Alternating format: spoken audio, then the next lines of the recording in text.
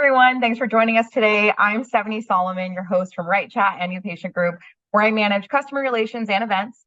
Before we dive into today's session, I want to extend a huge thank you to our clients, soon-to-be clients, and industry partners for taking the time to be on this webinar. Your support and dedication are what make events like this possible, so a big shout out to all of you. First, a quick introduction to our awesome VP of Sales, Brian Lewis. Here at RightChat, he's joining us today, and Brian and I will be monitoring the Q&A box throughout the session, so please don't hesitate to ask questions. We want this to be really interactive and engaging, and so take advantage of this opportunity to really get insights from our experts, pick their brains, and challenge them.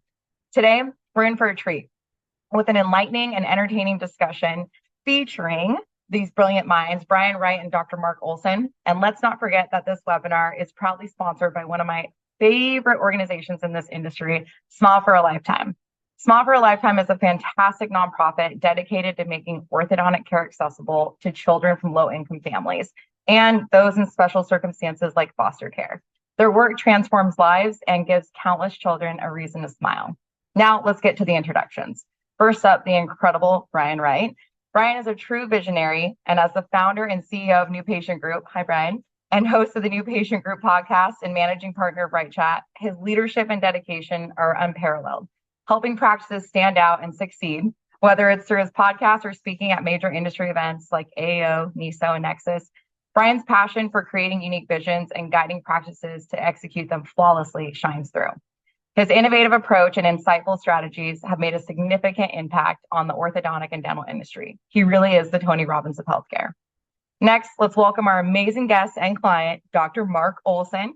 With a heartfelt passion for enhancing smiles and boosting confidence, Dr. Olsen brings a wealth of experience and expertise to our virtual stage. He understands the profound impact of a radiant smile can have on one's life and treats his patients like cherished family members. Always eager to learn, Dr. Olsen stays ahead of the latest advancements through continuing education, and you might recognize him from his amazing social media videos and TikToks. He's a bit of a local celebrity. Get ready to be inspired and empowered. So this is going to be an awesome session. Brian, I'll let you take it away. My goodness, it's all downhill from now after those introductions. Man, it can only get worse. Hey, everybody, welcome in. I'm going to be bringing in the great Dr. Marc Olsen here in just a second. And I just want to piggyback and thank Smile for a Lifetime and Robin for sponsoring this. I have a charity company. It's called Right Sports. And it is a company that raises money for inner city kids that can't afford to play the sport of their choice. I don't have a lot of time to dedicate to it, but I do have it. And I see the way it has changed some kids' lives and kept them out of trouble and just transformed and domino affected into other areas. And it means the world to me. So I know and very much believe in Robin and her cause. And we like to talk money and production and sales and all that stuff in the industry for obvious reasons. But I think this is a real opportunity for a lot of you to give back and change people and domino effect in other areas of their lives. Tonight, we got a good one. We're going to be talking, and for some of you, welcome in the RightChat and New Patient Group customers. You don't have to do what I'm about to say as much.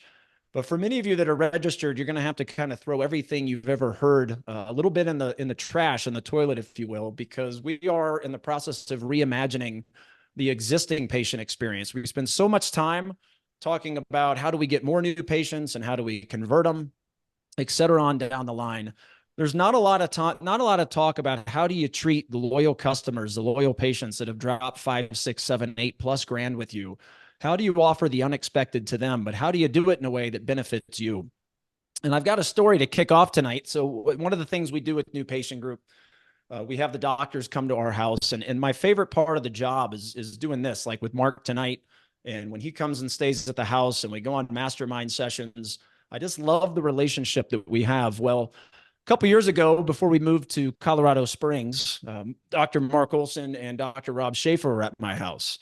You know where I'm going with this one, buddy. And we're sitting, and I cook dinner when they come in. We're sitting in the dining room having dinner, and I look over to the left, and my wife's face, Kristen, she's got this weird look in her face. And I'm thinking, okay, what the heck is going on here? So I get up and I walk over, like, what's wrong with you? She goes, Brian, there's a mouse in our house. And I go, what are you whispering for? You know the relationship we have with them. Just tell us. She's like, I don't want them to know. So anyway, there was a mouse in the house. It's running around the kitchen, going underneath the oven, blah, blah, blah. Well, Mark, living in Leander, he's used to rodents. So we had to get some guidance on, okay, what do we do here? I think Kristen, or maybe it was you, somebody left to go get some traps and come back. And I think it was me underneath the oven, putting it there or looking, and Rob Schaefer comes up and scares the hell out of me. So I'm screaming. And then later, my wife is a very jittery, she's scared of a lot of things. So, she still has, this mouse in the kitchen in our house on her mind. Well, she's standing there with us in the kitchen, and all of a sudden she just feels something crawling up her. And she goes, "Oh my God, what's that?" And she kind of sticks her hand up her shirt or right on, the front. And Mark goes, "A boob." And it's been a laugh fest with that ever since. So I want to welcome you in, buddy. How you doing? I'm doing great. I am so glad to be here, and I'm really grateful. I want to just talk just for a second about Smiles for a Lifetime, because that's been something that's been fantastic, and I appreciate them continuing to support us in different ways in this industry. But for each of us as orthodontists, I think we all have the desire to provide care for people, and there's a lot of people that need care that don't have the ability to put out that $4,000, $5,000, $6,000, whatever, to be a normal patient with us, but they have needs that need to be met, and we've done that in a variety of ways over the years. We've given cases away. We've done it in a community, promoting it through radio ads and different types of things in the past. But Smile for a Lifetime came about probably seemed like we got involved with them maybe a decade ago. And back then we created our own board, so to speak, where we invited our dentists to actually submit names to the board, and then we would take 2 or 3 or 4 cases a year based on what that board would recommend to us. And so what I like about this now is that we don't have to run the board anymore, but patients can just go online and apply. And as a doctor, you sign up for an area to be willing to treat these patients. Now, here's the neat thing. The patients apply, but you're not obligated to accept those patients. You get to come in, meet the patient, review everything, and you still control whether this is a case that you feel that is something you want to treat pro bono or not. And so it's been fantastic that way, and it takes a lot of the heavy lifting out of our hands, and it helps screen those patients ahead of time, and the patients actually have to put some skin in the game. They have things to do, papers to write, things to do to qualify for that. And I think that it becomes a win-win for both of us there. And so it's been fantastic. And you can choose to really market that. You can just keep it as a place that you have as a resource for people to go. And so if you haven't looked at it, and you'd like to have some way to do that, this is a great organization to be a part of, and highly recommend you check them out. Awesome information. And for you out there, this is our second fireside chat, and they're unscripted. A lot of the feedback we got a few months ago with Bob Skopak and myself was you loved it because it was unscripted. We're able to just have a conversation, and that's what we're going to do tonight, diving into an area that a lot of you out there, you need to be infinite minded a little bit when we talk about this, because when you look at new patients and production and conversion, you can put your finger on that data. What we're going to be talking about tonight is another way to create super fans of your practice, of your business, not just patients. And those are two very different things. A perfect clinical result is not enough to create a super fan. It's all the other intangibles that go along with that. And that's what we're going to be shooting the bull on tonight, as we're going to be talking about some really cool things that his practice are doing, that our customers are doing, that is creating these super fans all after the signed contract. And I want to start, Mark, I think tonight we'll just walk down a path of, okay, the contract is signed, and what does normal look like in a lot of practices out there? And the norm is let's pretend they did clear aligners, they did Invisalign with you, they did some other kind, whatever it is. And now we've got, 3, 4, 5 weeks of just waiting around and using, and how can we change that to enhance compliance, enhance experience, while also driving up your digital marketing presence as well. So let's dive into that. Tell the audience just what are some things after the contract is signed that you're working on with us that has really helped change things. Yeah, before I get there, Brad, I want to as part of this idea, each of us have a practice that we run, and each of us have a different story. Where our practice started, how we got into, did we buy a practice? We come in as an associate? Did we start from scratch? We all have a different story. We all developed systems in our practice, and we all got comfortable at some point in our practice doing the things that we do. And tonight, I was telling Brian before we get on, I'm in the process of building a house, and I'm now in the drywall stage. And I really wanted to hop on with my drywall clothes and have compound on me and stuff. And the reason that I wanted to do that is because since I became involved with New Patient Group, I changed the way that I look at this existing patient experience, a new patient experience, all of this. And it's just like remodeling a house. I mean, you end up tearing out stuff that you thought was really good, and you end up getting really messy in the process. And then you get something in the end that's a whole lot better, but it takes a lot of work. Now, what's interesting is prior to New Patient Group, and getting involved with Brian and Eric, I had different consultants that I'd used in the past. And what was interesting is they would come in and just do it for me. So it was like hiring your contractor, and the contractor just comes in and does it. But what I love about New Patient Group and what I've done in the last few years, and it's a combination of what they've coached, and it's a combination of the other doctors that I've been able to associate with, but it's totally changed how I see things. And we've taken away systems, broken systems, and recreated things. And the thing that I think is unique about this approach versus what I've done in the past is it's authentic to who I am. And it's not just a plug and play. And I guess for me, it started way back when websites were coming out, and I got I think it was a Sesame website. I think, great company, but they all kind of look the same. And it's like, one of the things that I think is unique in the time that we operate today is that ability to create an authentic presence in a digital community and get people to really know who we are. People are so much more picky today than they used to be. When my dad was an orthodontist, he didn't market. There was no marketing. Now there is. People have choices. And our ability to show who we are and really who we are makes huge difference in the experience that people have. You think about it, people call our office and they take time out of their work, they take time out of their kid out of school, and they come in and they've chosen us. But are we doing the things that reinforce that choice as the right choice? Or are we doing things that are putting red flags up and driving people away? And those are things that we were thinking about. And then what was really cool about what Brian has coached me on is that there are these opportunities that I was missing. The new patient phone call, we get it. We get the patient scheduled, but then there's this period of time between when they schedule and when they actually come to the office. What are we doing as an office there to change that experience? They signed the contract, which you just asked, and now we're going to put them into appliances. And if we go aligners, there's going to be a period of time of developing those aligners and making those manufacturing aligners.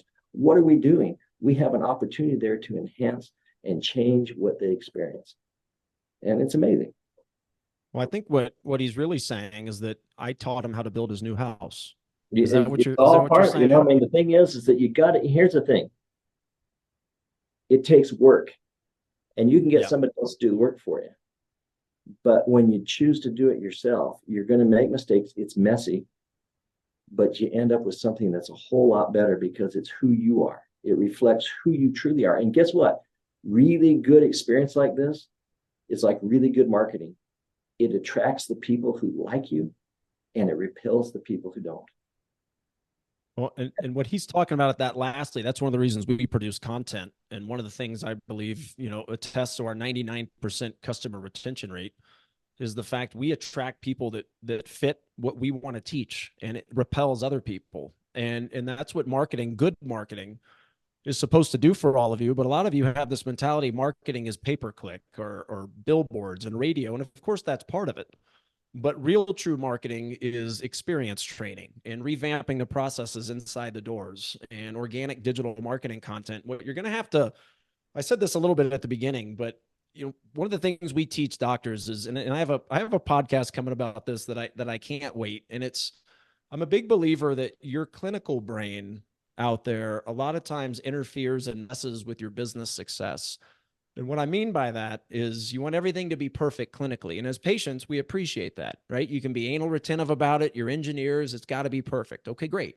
But your business is never going to be that way. And the quicker you go and mess things up as your business, the quicker you implement, the faster you implement, and the more you screw stuff up. That is what awesome entrepreneurs do, because that's how you learn how to fix it. And tonight, you're going to have a lot of things going through your head where you're going to go, all the things that are going to come to your head from this is going to be the things that could creep up that would prevent you from wanting to do this, or what is a patient going to say, or the what ifs. And I challenge all of you to throw the what ifs in the toilet and just go do. And if they arise, you figure it out. Because like you said, this is not easy. This is a brand new process from A to Z. And let's talk about the downtime. You know, when most people think downtime, that's what it is, right? Contract is signed, and then we go silent for 3, 4, 5 weeks until the aligners are in.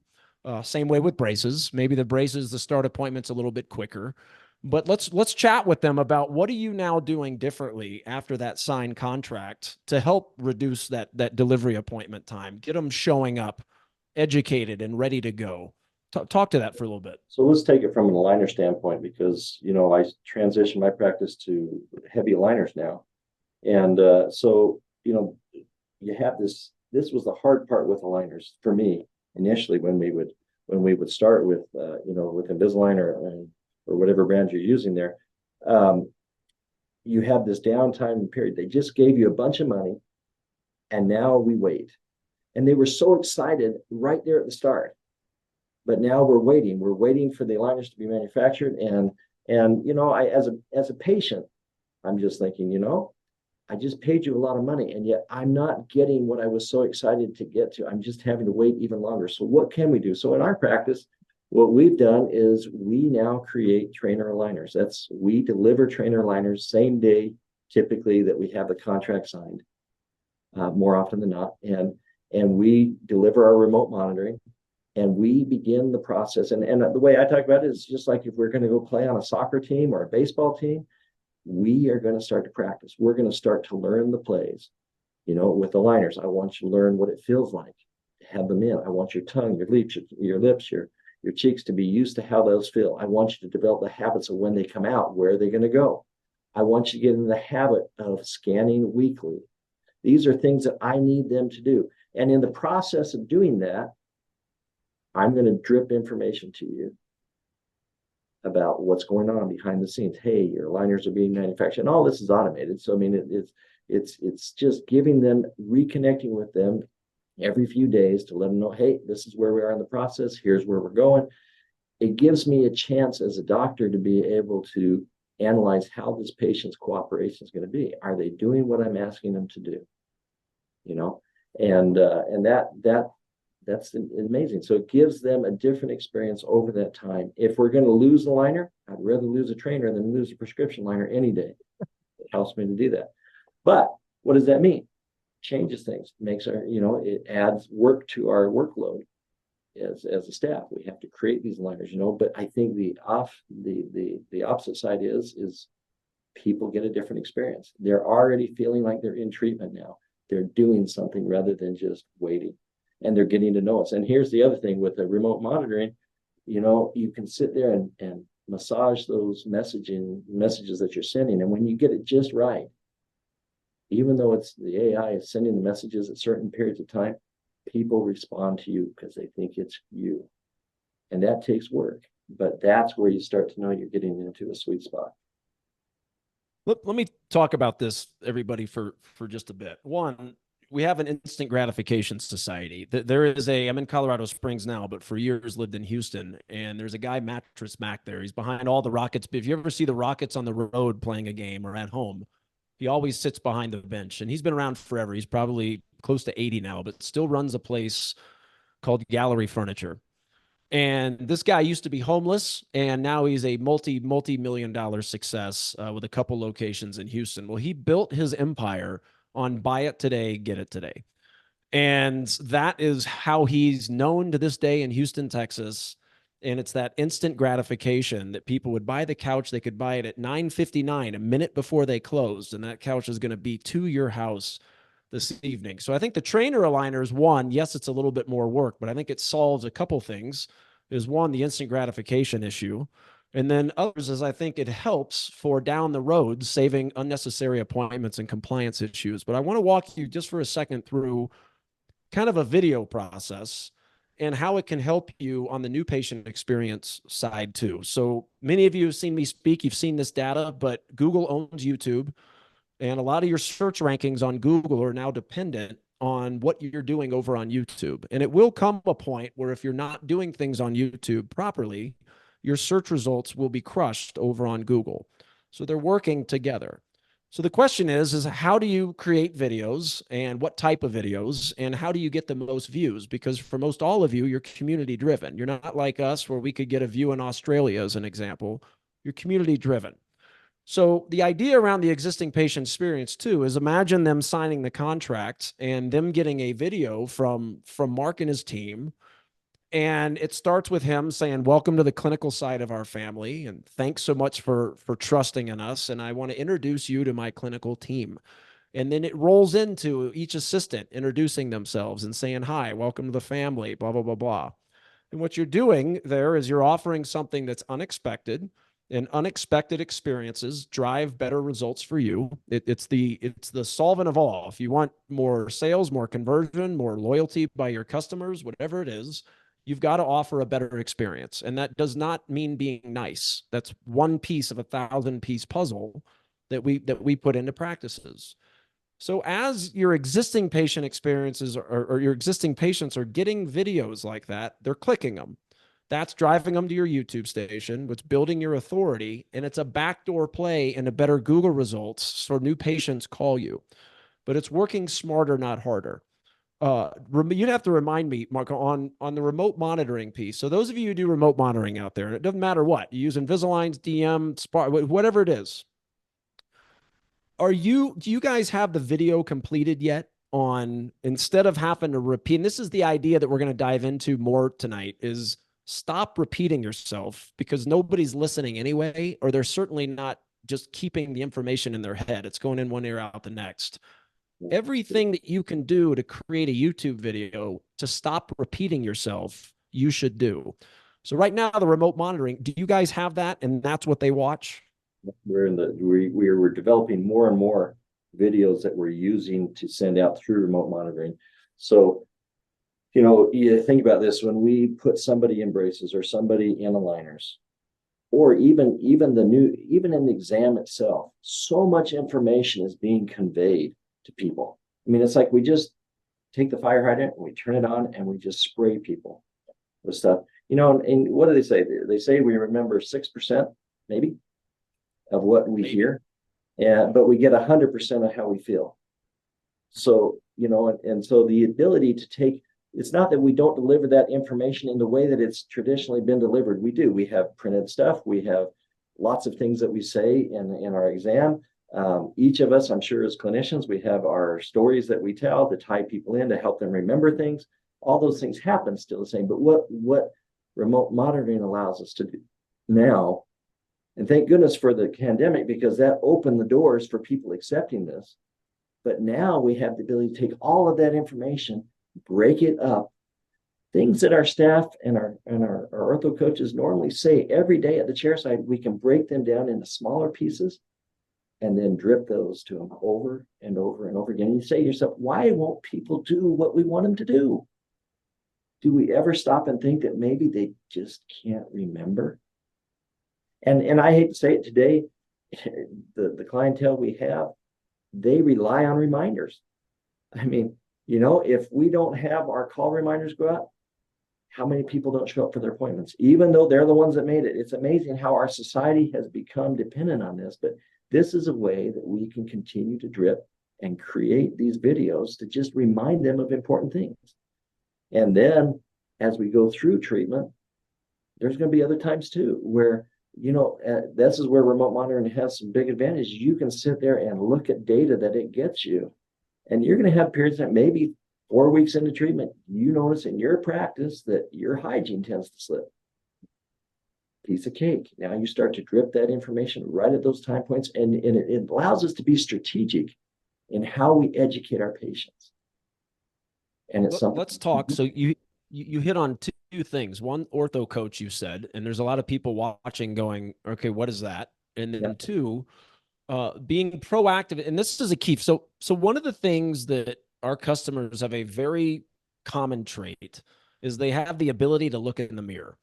And what I mean by that in this situation is it is very common, and I hear it at events and blah, blah, blah, as it's a bad patient, they want a cheap price. No, it's a fine patient. You don't know how to articulate the value.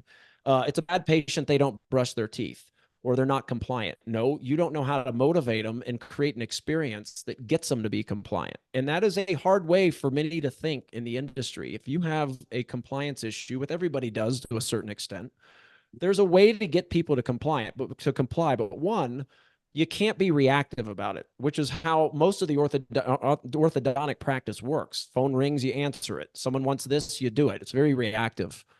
So we're going to be talking about tonight, and as we already are, is how to be more proactive. So I want to hit on the remote monitoring piece and the data you have access to, such as my patient hygiene, falls off the table at week 9 is an example. How can that data be then used to be proactive around week 4 or 5 to start creating content and discussions to keep it from happening to begin with?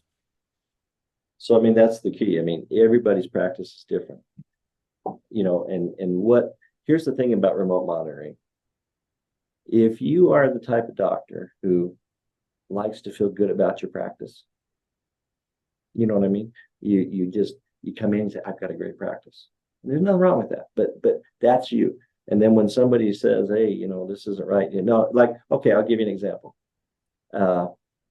One time I was talking to a DM guy, and he says, I use Damon brackets in my practice, and he says, do you have any open doors?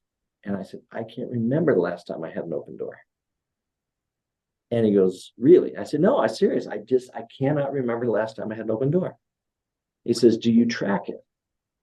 And I said, I don't need to. I don't have any. And so at any rate, I ended the conversation with him, and I came back. And I thought, I'm going to track that. I'm just going to see. Now, in a regular practice without monitoring, if you wanted to track an open door, you are relying on a team member to recognize the door was open, to have some system in place of being able to identify that occurrence and record it. So there's a human part of this that you are relying on for accuracy. One of the beauty things about remote monitoring is it takes the human element out of it. As the patients take the scans, those things are being recorded. It's just constant data being absorbed. And so then you look at, so we started looking at ours. Guess what? I had more open brackets than I realized. But what did that do? That all of a sudden, not only, open bracket obviously isn't a good patient experience because things may not move right. Maybe we slow down treatment. Maybe we have to have an extra visit. Those are bad things, right? But the other thing it does is it gives us opportunities with our teams to train, to say, hey, here's an area, and we do this sometimes. Hey, we're noticing this is going up. What are we going to do to change that? And we start to focus. And when we start to put attention on those things, it's amazing how magically they start to get better. We become intentional, and it allows us to be much more intentional in what we do. If we have our hygiene slipping at week 4, we can be more intentional in slipping in video, in content, showing patients that. And that, just by bringing that to their remembrance, is going to have an effect on that. We got back earlier, you were talking about reactive. I think when it comes to compliance, this is kind of something that's big. It affects all of us in a really negative way. None of us like to have negative conversations with people. But in the past, my thought has been, and I don't think I was a lot different than a lot of people, is I just need to have that safety net. So when somebody falls off the wagon, I've got to have that process to either get them back on the wagon or get them out, one or the other. This year has been a year where my team and I have been focusing a lot on this. And what really, a light bulb came off for me was, I've got the safety net. But by the time they get to the safety net, that relationship is strained. It's like, I don't want to get them to the relationship, to that point. I want to get it ahead of time. And I just realized it's really the front end. It's the heavy lifting on the front end of the relationship that creates the result. And, you know, and all want new patients, right? We want to grow our practice. But what is the most valuable patient? The most valuable patients we get are the second, the third, the fourth, the fifth patients from that original patient. It's the return patients, the referrals we get from our own patients. Those don't cost us near as much as a brand new patient. So this idea of doing stuff on the front end, doing the heavy lifting and changing that experience and then changing our existing patient experience is critical, because the payout is so much better on the back end. I hope people realize that. He just said something that, I mean, part of my being, if you will, is to go around changing mindsets. And sometimes you bang your head on the wall doing it. But he just said something that is so difficult to get all of you thinking in a way. And it's not the patient that, so for instance, RightChat, you know, we answer as the backup for a lot of people, and we save them a lot of new patients, right? So every month they get to see, okay, this month, you know, we answered 6 and you saved us 6 patients and $40,000 of revenue, that kind of thing. And what a lot of doctors will do when they meet with Brenna and the RightChat team is they'll look at that, and maybe there's a month that's 2, right? And they'll immediately calculate the finite data that they can see, right? Okay, I charge an average a case fee of $6,000, 2 patients, that's 12. And it's not. What you all have to look at it is just what he just said, is you're not making money. So when you lose a new patient, a start, whether they never came in, no show, you missed a call, TC couldn't convert them, whatever it is, you didn't lose that patient. You lost their brother, his 2 best friends, their 3 sisters, and the ongoing domino effect that happens. And that's hard for a lot of minds to compute, because you can't put your finger on the data. Just like every time a patient's in your chair, it costs you money, but that money isn't being yanked out of your bank account like your line bill. So a lot of you aren't being proactive on how can you save that money. And it's an important piece, because I go around teaching the unknown, right? It's not the referrals that you look at a month, you look at your referral data, you had 17 patient referrals. That's a good month. But where my mind goes is how many did you miss because you don't train your team how to ask, or you don't have an unexpected experience that delivers the ability to ask and receive. And you've got to get your head out of the paper, because the paper lies a lot. But one of the things that he is doing that, and probably as good, if not better than any customer we have, is on this piece. You can imagine a scenario of, let's say your remote monitoring data. Let's say it says patient hygiene, falls off the wagon, goes to hell at week 7, right? So once you have that data, that's great. But then what are you doing with it? And what they're doing so well, and this is also because of his leadership, by the way. There's a reason why we do culture and leadership under the bucket, because without it, everything falls flat. And he's an exceptional leader, because team members push back against this stuff. And so many of you give into that, but he stands up to it, as a leader should.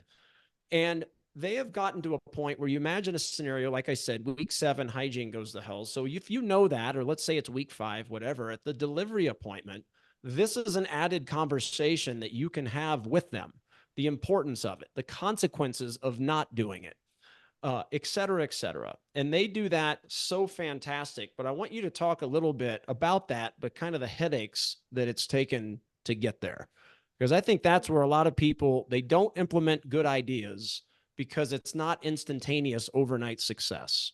Yeah, isn't that the problem we have with society right now? We are just, if it's not right there, we don't think it's worthwhile. And yet the stuff that's really worthwhile, it's a building process. And for me in my practice, this started about 4 years ago for me as we started to transition. And it was a process, and it's a continual process.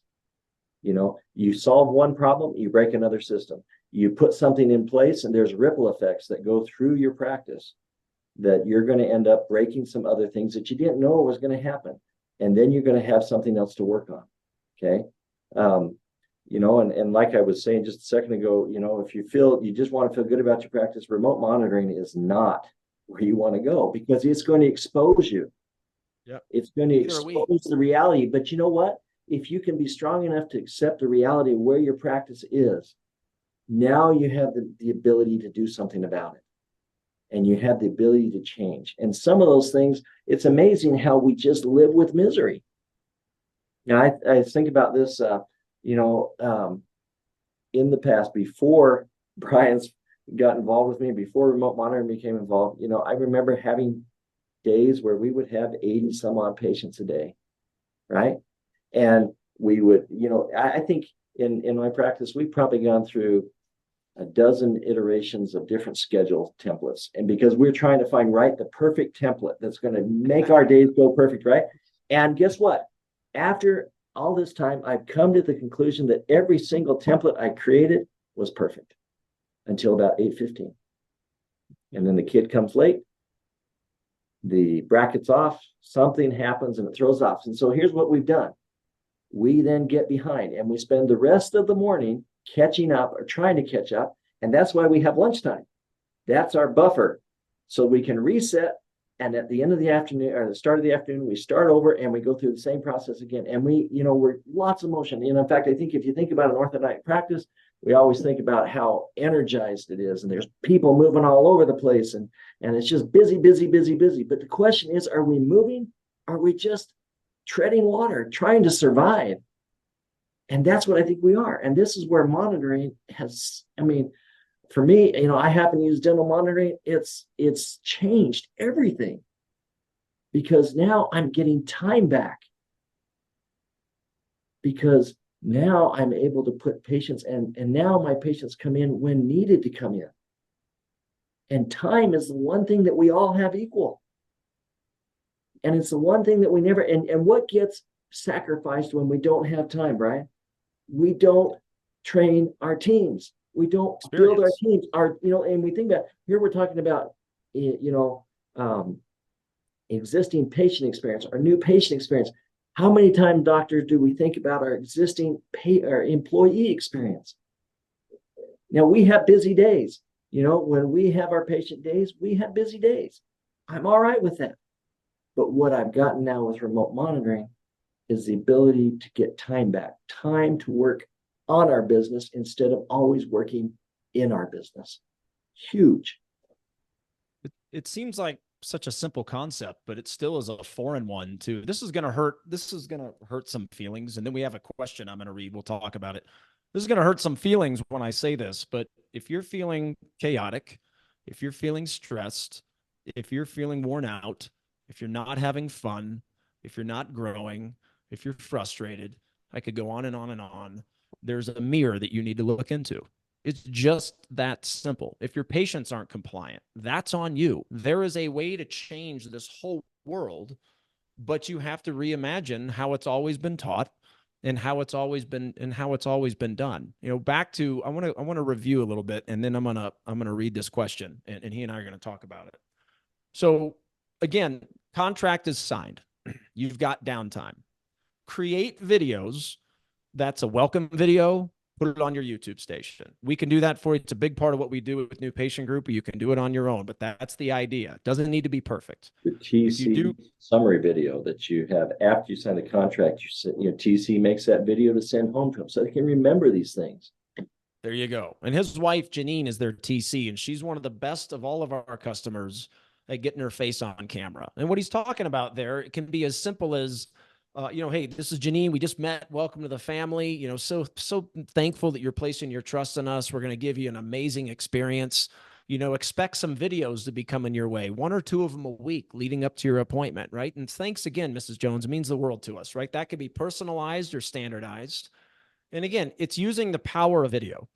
And if you do remote monitoring, stop teaching people how to do it. Create a video that shows them how to download it, your expectations, how to scan, all of this stuff. Create the video. And that way, if they sign in your office same day, you can hand them an iPad, drive them to your YouTube station, and keep yourself from having to repeat yourself. Now, an objection sometimes, give me 1 sec, Steph, and then I'll get to okay. No worries. The objection sometimes is that not personal? And I will tell you, it's flipped. 5, 10, 15 years ago, I never would be teaching what we're talking about now.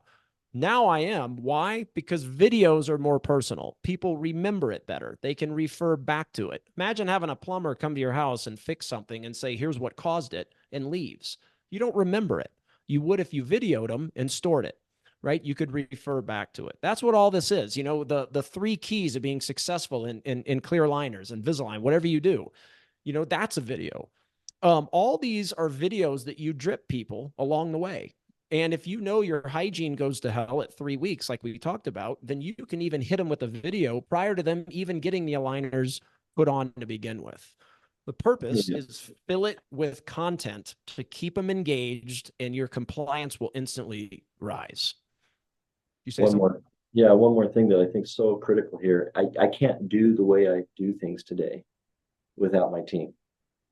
And what I think my team has, and it, you know, just like everybody, when we introduce these types of things, there is hesitation, some challenges that, you know, people get out of their comfort zone. Okay.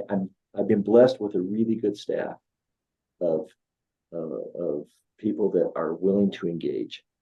And what they've come to understand, and what I've come to understand over time, is that I'm not in the orthodontic business anymore. I happen to be in a people business, and I happen to do aligners or braces as part of that business. But it's about people, it's about relationships. And you know, when you know, a few years ago, I sold half my practice. What do I miss? I don't miss the building. I don't miss the braces, the aligners, whatever. I miss the people. That's where our real value is. It's changing and transforming lives. And once again, back to smiles change, you know, smiles for a lifetime. Smile for a lifetime. This is how we impact people. That's what brings gratification. I mean, I so want to make that video, and I'm going to do it one of these days, of, you know, cost of aligners, cost of time out of work, you know, traveling to orthodontics, whatever, but showing that transformation at the end. That, you know, as we have these reveal days and you see people cry and you see the impact you have in people, guys, we are an amazing profession from that standpoint. That's what it's all about. All about. That's Just so like true. just that.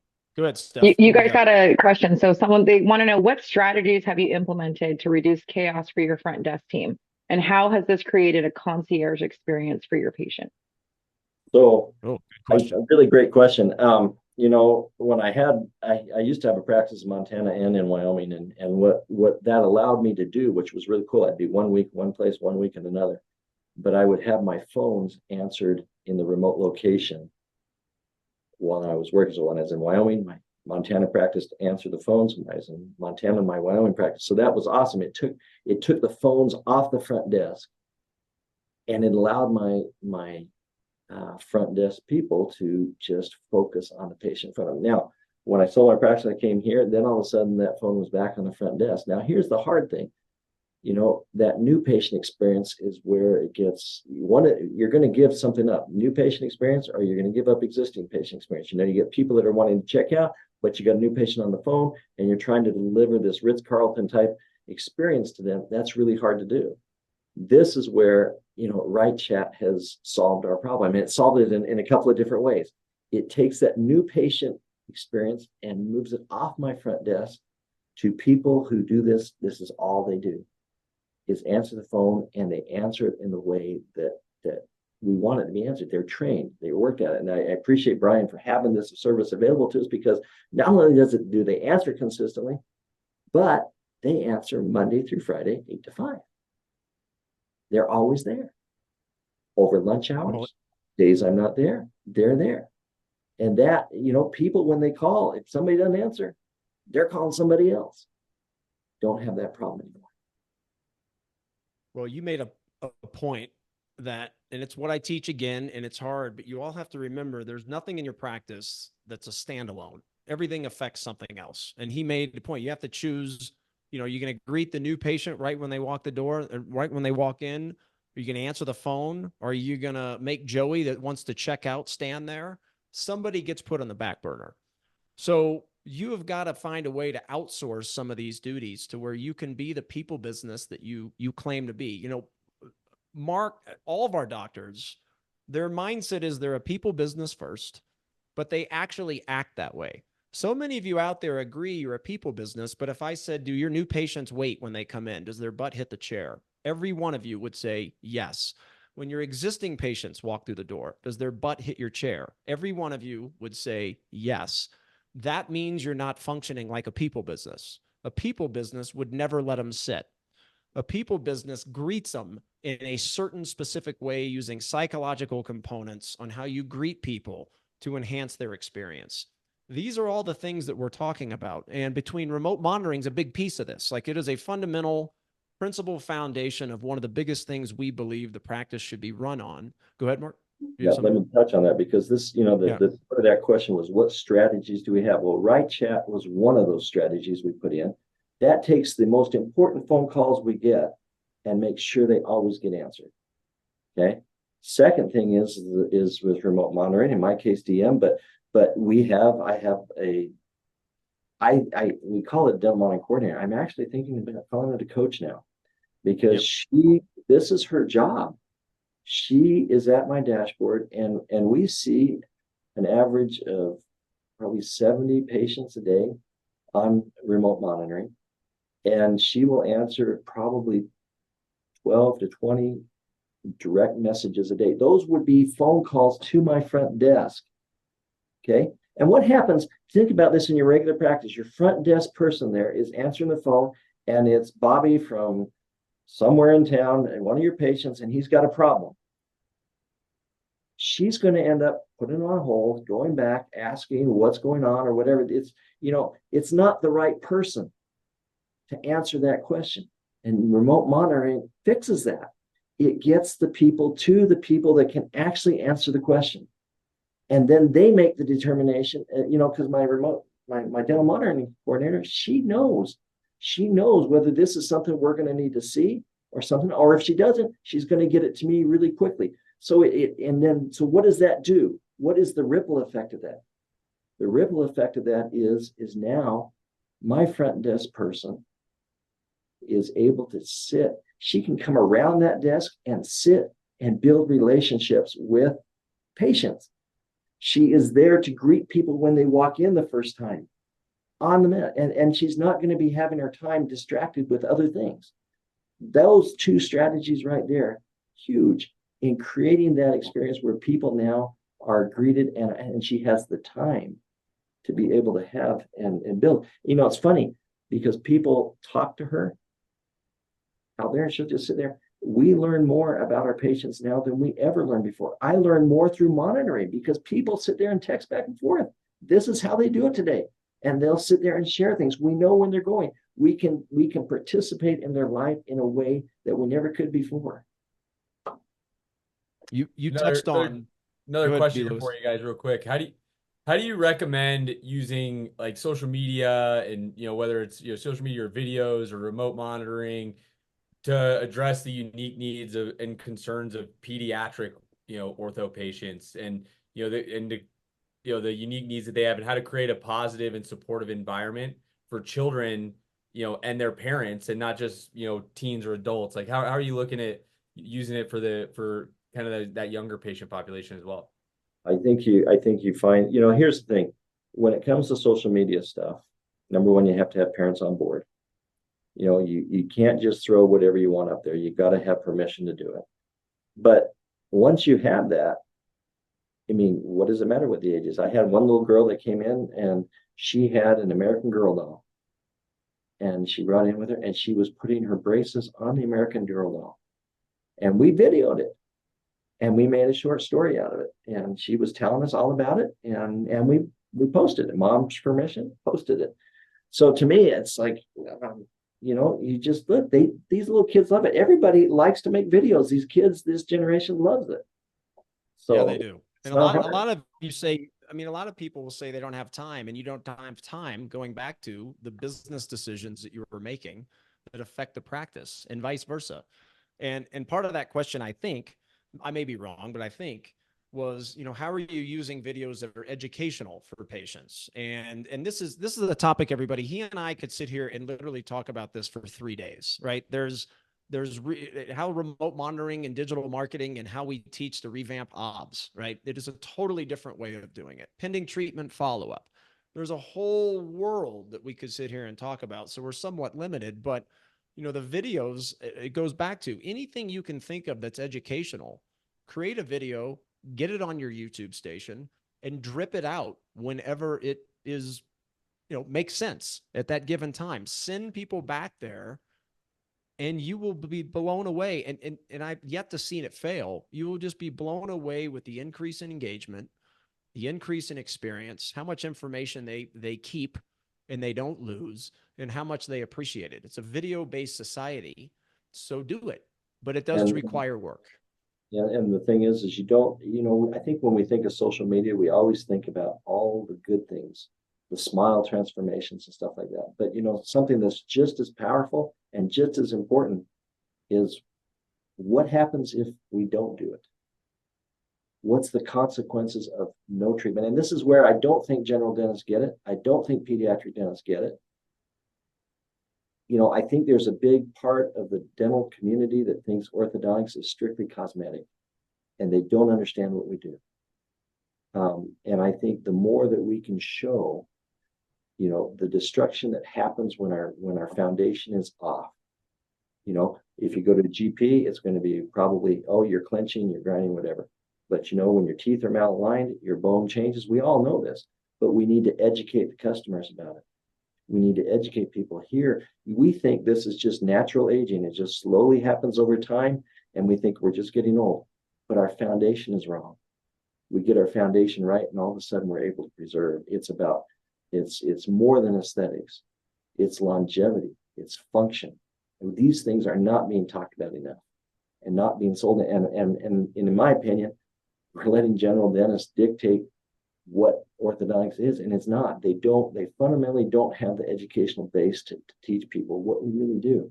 But we do, and we can make those through videos. And those are all, everything we've talked about here, Brian, is just opportunities.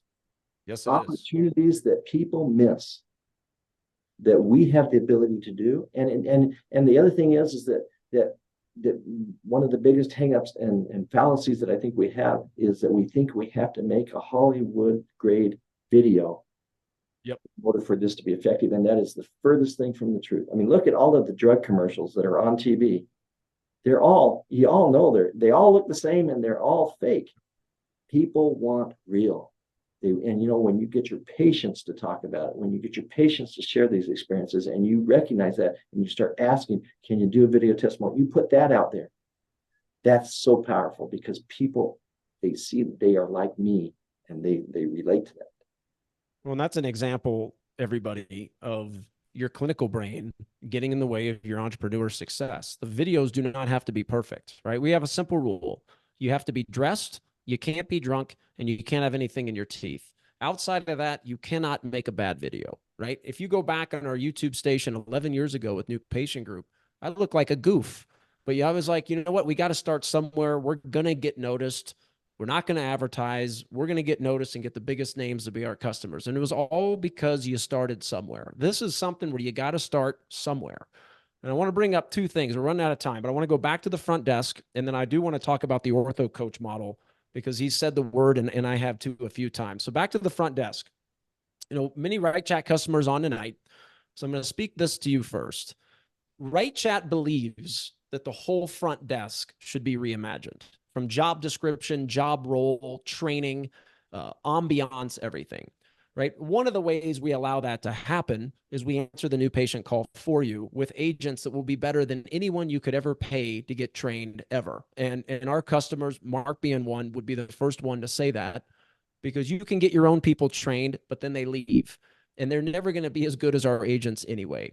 But what you've got to understand from a front desk perspective is then you must train your person up there on how to be a real concierge. It is not just, okay, now you're a concierge. You have to train them how to speak, eye contact, words they say. Yes, the negative word. You've got to train them on sales, which is a big part of what we do. If you want it to work, you've got to go all in, and you've got to get that concierge trained, because they are not comfortable doing a lot of the things that you would want them to do and what you may be comfortable with. So you've got to train them. And we are big believers in getting the new patient call the heck out of your office. The other one, is the ortho coach model, right? And I would love to dive more into what I was just talking about, but for sake of time, I want to dive into this. Let's chat. You know, I had the idea, and we have good, you know, Bob's on tonight, Scopac, and you know, a long time ago, we were talking in his basement about this, and I bounced stuff off John Graham, you know, for a while, and Jeff Pascal, and all these great minds. And in the way my mind works, I'm sitting there going, okay, imagine sports, and imagine if every single time you showed up to practice, you had a different coach. You had a different message, a different way they presented it to you. Imagine having, you know, 6 hitting coaches in baseball, right? There's a reason there's one at the professional level. And the challenge I always had with when people came back to orthodontic appointments is that they would see different people. They would get different messaging.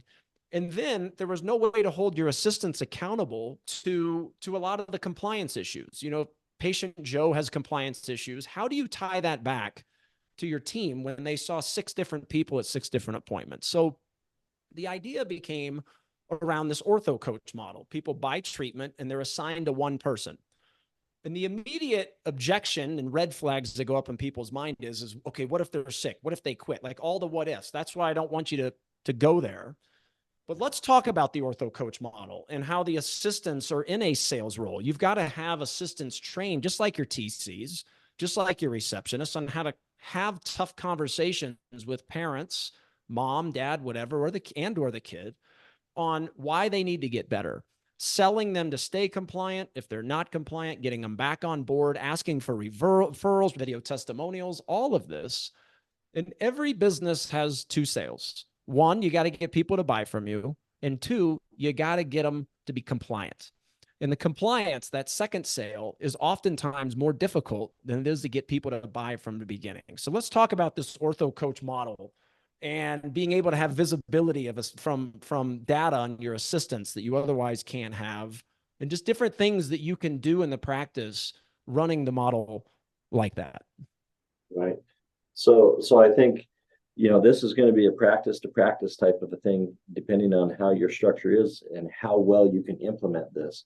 You know, a single location should be implemented super easy, you know, and you have, you know, the ability to take your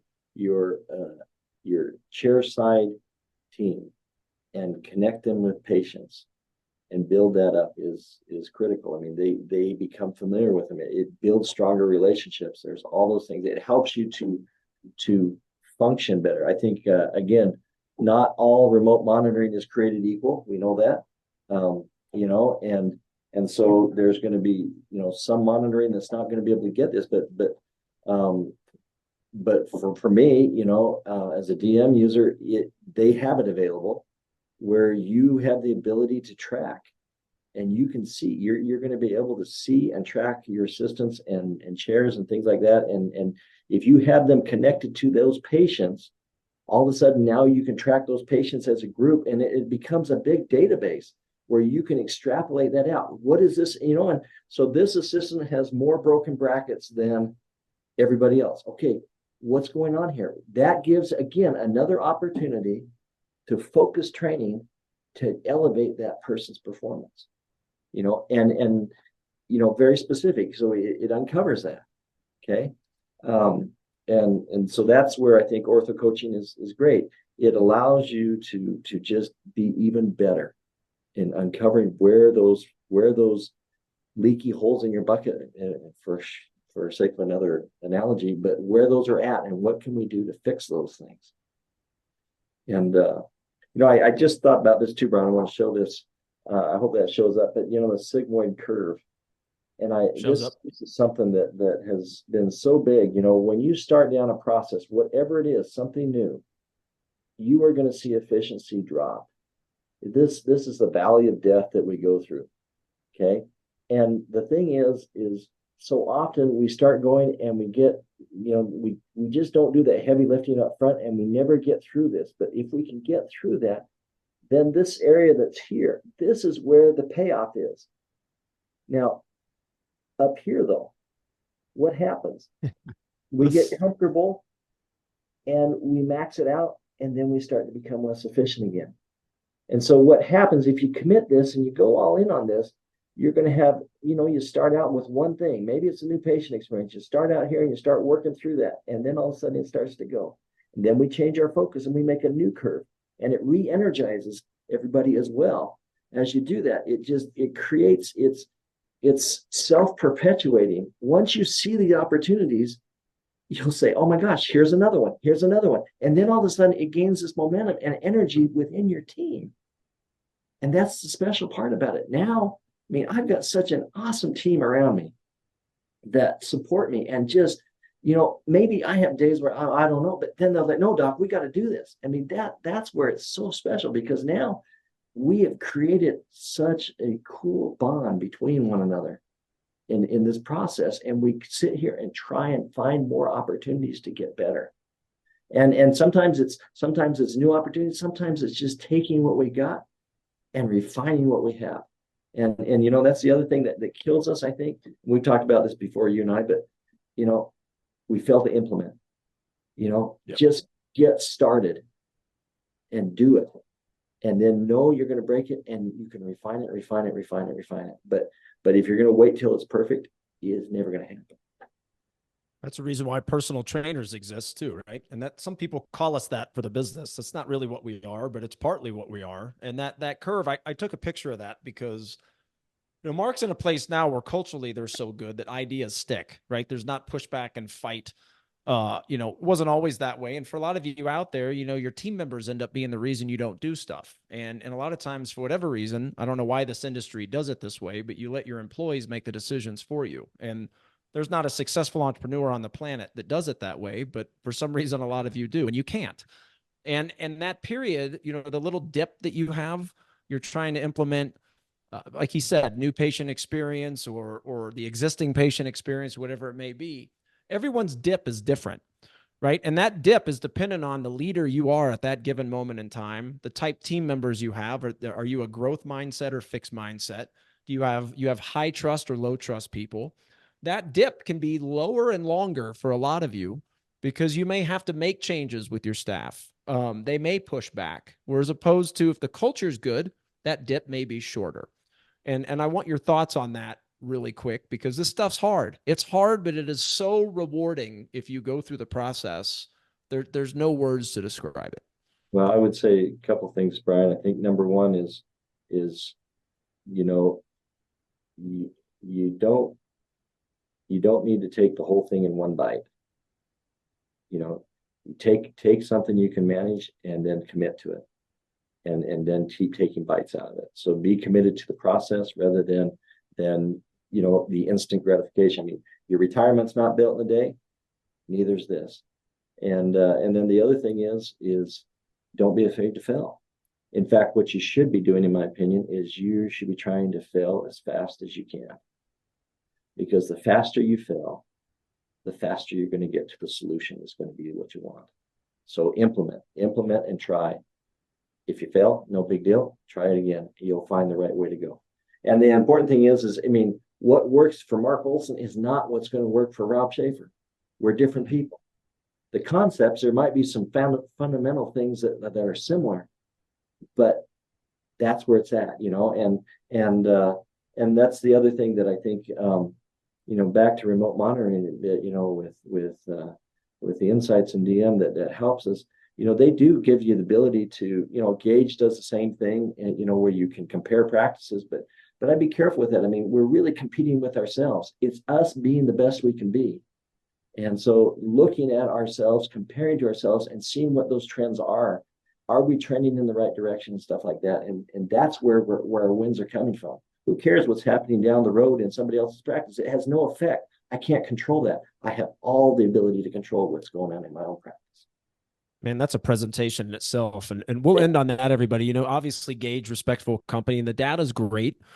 But there's a podcast and a course coming up around why what you do know is killing you. And a lot of times you get into this, compare yourself to others. And right now we have 2 of the top 5 converting practices in the nation, according to their data. And on paper, that's great. But I know those 2 out of the 5, they don't deal with a lot of shoppers, right? They're more of the only price, not the only, but it's far less competition. But if you look at a Brandon Cooper as an example, in the heart of Houston, she's one of 5 to 8 opinions. She is the epitome of what's happened to orthodontics. So when their conversion's in the 70s, on paper, if you're that practice, you may look at the high 90s of those others and go, damn, I'm not as good. When actually you're better because you're the one dealing with 4, 5, 6, 7, 8 opinions, and you're the highest price of all of them. That's better than 95 and you're the only game in town, or game or two in town. And I just don't want all of you to get over inundated with data, because that data a lot of times doesn't even matter. It's the infinite data you can't see that matters, like we're talking about tonight. And we could go on for hours, but let's wrap it up, man. Thanks for coming on. Hey, everybody. Thanks for listening to the New Patient Group podcast, and really hope you enjoyed Dr. Marc Olsen and my conversation about really an entirely different world, and have a couple offers for you. First, I want to start with New Patient Group. The results that we are getting with our customers are so off the charts. We sat down as a team. We said, you know what? We want to put our money where our mouth is, and we want to offer you, if you become a private client, we guarantee your best year ever or your money back. So why don't you reach out and learn from us what a private client is, the options on how we can help you, because we guarantee our results. We know we are that good at what we do, and what we were doing is transforming practices and lives and careers within it. So we guarantee your results. Reach out to New Patient Group. Just go to newpatientgroup.com. Contact us. We have a Calendly link there. Book a Zoom session with us.